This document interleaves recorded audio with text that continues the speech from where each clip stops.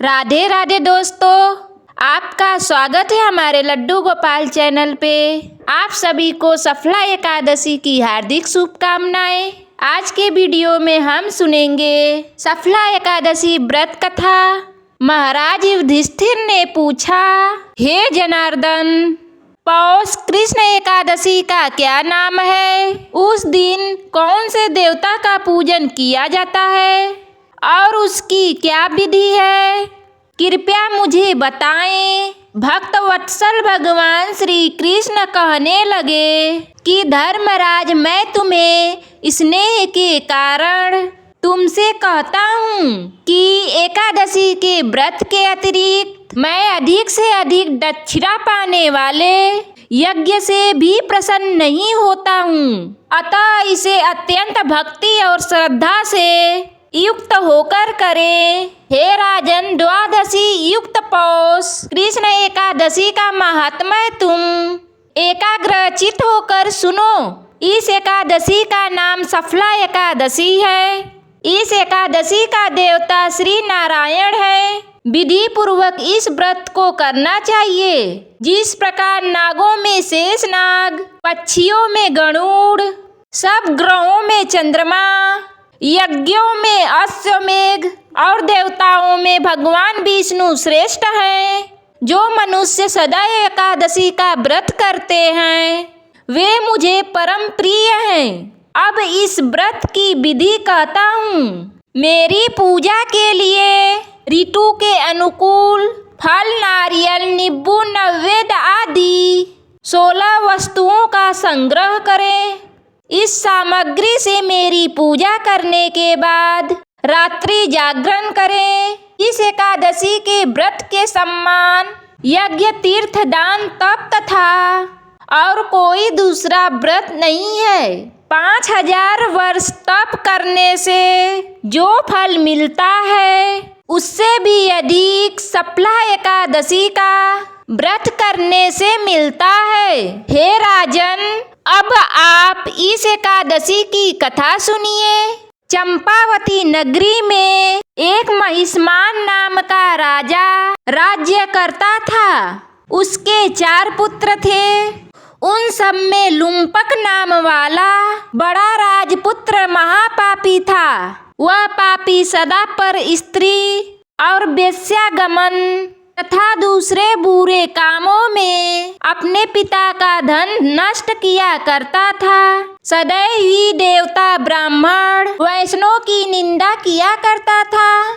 जब राजा को अपने बड़े पुत्र के ऐसे कुकर्मों का पता चला तो उन्होंने अपने राज्य से निकाल दिया। तब वह विचारने लगा कि कहाँ जाऊं, क्या करूं। अंत में उसने चोरी करने का निश्चय किया।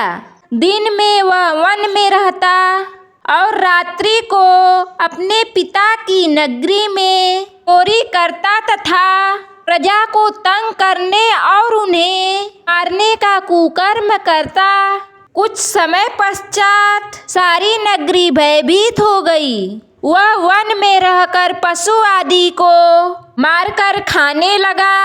नागरिक और राज्य के कर्मचारी उसे पकड़ लेते किंतु राजा के भय से छोड़ देते। वन के एक अति प्राचीन विशाल पीपल का वृक्ष था। लोग उसकी भगवान के सम्मान पूजा करते थे। वृक्ष के नीचे वह महापापी लुम्पक रहा करता था। इस वन की लोग देवताओं की क्रीड़ा स्थली मानते थे। कुछ समय पश्चात पौष कृष्ण पक्ष की दशमी के दिन वह वस्त्रहीन होने के कारण शीत के चलते सारी रात्रि सो नहीं सका। उसके हाथ पैर अकड़ गए थे। सूर्योदय होते होते वह मूर्छित हो गया। दूसरे दिन एकादशी को मध्याह्न के समय सूर्य की गर्मी पाकर उसकी मूर्छा दूर हुई। गिरता पड़ता वह भोजन की तलाश में निकला। पशुओं को मारने में वह समर्थ नहीं था। अतः पेड़ों के नीचे गिरे हुए फल उठाकर वापिस उसी पीपल वृक्ष के नीचे आ गया। उस समय तक भगवान सूर्य अस्त हो चुके थे। वृक्ष के नीचे फल रखकर कहने लगा, हे भगवान, आपके ही अर्पण है ये फल, आप ही तृप्त हो जाइए। उस रात्रि को दुख के कारण रात्रि को भी नींद नहीं आई। इसके इस उपवास और जागरण से भगवान अत्यंत प्रसन्न हो गए और उसके सारे पाप नष्ट हो गए। दूसरे दिन प्रातः एक अति सुंदर घोड़ा अनेक सुंदर वस्तुओं से सजा हुआ उसके सामने आकर खड़ा हो गया।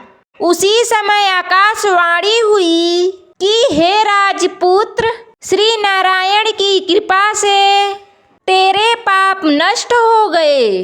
अब तू अपने पिता के पास जाकर राज्य प्राप्त कर।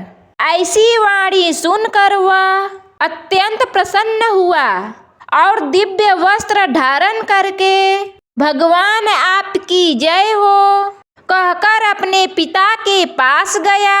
उसके पिता ने प्रसन्न होकर उसे समस्त राज्य का भार सौंप दिया और वन का रास्ता लिया। अब लुम्पक शास्त्रानुसार राज्य करने लगा।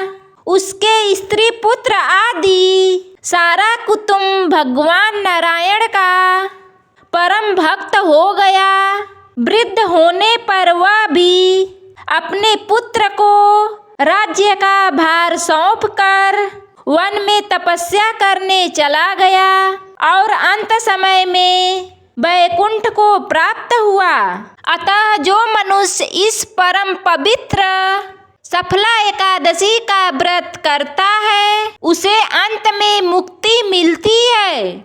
जो नहीं करते वे पूंछ और सींगों से रहित पशुओं के समान हैं। इस सफला एकादशी के महात्म्य को पढ़ने से अथवा श्रवण करने से मनुष्य को अश्वमेध यज्ञ का फल मिलता है।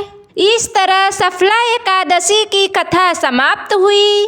दोस्तों, आपको हमारी कहानी अच्छी लगे तो लाइक, शेयर और सब्सक्राइब करें। कमेंट में जय श्रीमन नारायण जरूर लिखें।